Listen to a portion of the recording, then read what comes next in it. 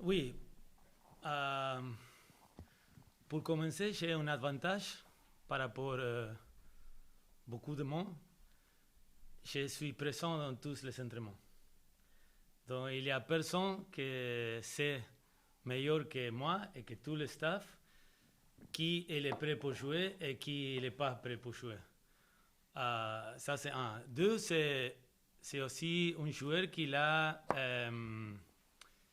manqué la préparation. Il était blessé au début de l'année. Et physiquement, il était honnêtement pas prêt pour commencer un match.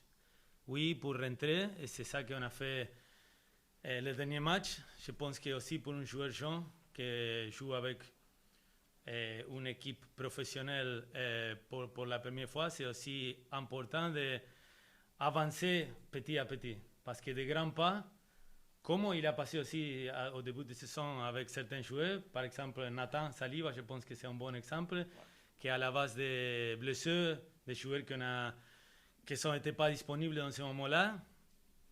You throw him a little bit to the Lions, il n'était pas prêt, et après tu as besoin de prendre lui deux pas à l'arrière pour avancer encore une fois. Et avec Nathan, il avait des succès, mais il y a des autres joueurs que peut-être ça ne va pas. Donc, c'est aussi important de ne pas brûler un joueur et de rester patient. Patient, c'est une chose que pour beaucoup de joueurs jeunes et pour beaucoup de monde, il n'y a pas. Dans le 2023, dans ce nouveau monde, il n'y a pas de patient. Et Jules, il était patient. Jules, il a bien travaillé, il a amélioré chaque semaine dans ses conditions physiques, au niveau mental, au niveau tactique aussi.